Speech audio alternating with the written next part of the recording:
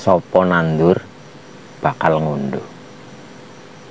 Kalimat yang begitu sederhana, tapi efeknya luar biasa.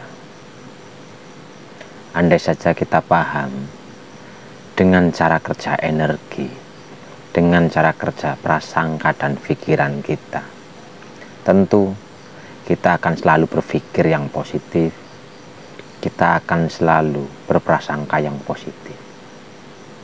Karena sopo nandur bakal ngunduh. Unduhan kita, panen kita, itu tergantung tanduran kita atau tergantung kita menanam apa. Semua yang terjadi, yang kita alami dalam hidup ini, itu sebenarnya adalah tanduran kita sendiri, tanaman kita sendiri.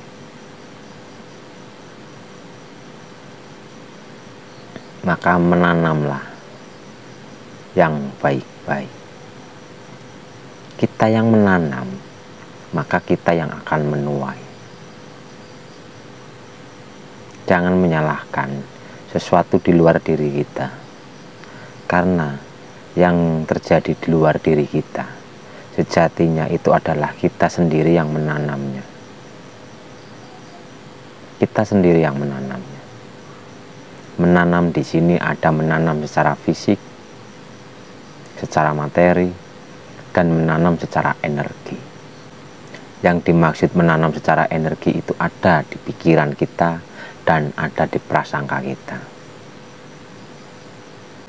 Jika setiap hari kita selalu berpikiran yang negatif, selalu berprasangka yang negatif, maka kita suatu saat akan menuai sesuai dengan apa yang kita pikirkan, sesuai dengan apa yang kita prasangkakan.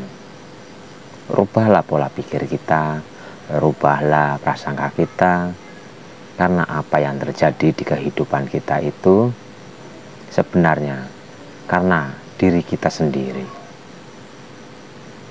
Allah tidak pernah mendolimi hambanya, jika bukan hamba itu sendiri yang mendolimi diri sendiri.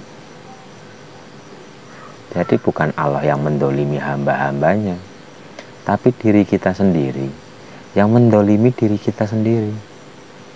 Yaitu yang disebut dengan sopo nandur bakal ngunduh. Nandur dalam energi. Mungkin semua orang, jika nandur secara materi, mungkin semua orang sudah tahu. Kita memberi sesuatu, maka kita akan menuai. Ketika kita memberi uang, maka uang akan kembali kepada kita dengan arah yang tak disangka-sangka. Energi pun seperti itu. Setiap kita berpikir sesuatu yang negatif, kita berprasangka yang negatif kepada orang lain, kepada nasib kita, maka kita telah menuliskan alur kita sesuai dengan apa yang kita prasangkakan dan apa yang sudah kita pikirkan. Jadi mari kita belajar untuk selalu berpikir positif dan selalu berprasangka positif.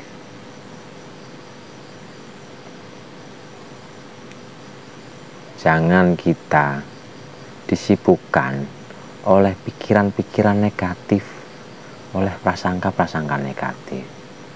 Bersihkanlah hati kita, bersihkanlah pikiran kita, agar jalan kita menjadi lebih mudah dari sebelumnya.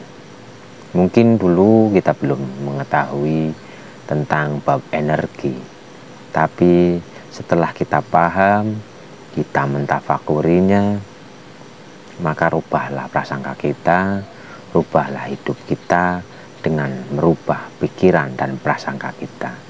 Karena Allah sesuai dengan prasangka hambanya. Kembali lagi kepada sopo nandur bakal ngunduh. Tanduran yang bersifat energi akan kembali kepada diri kita sendiri.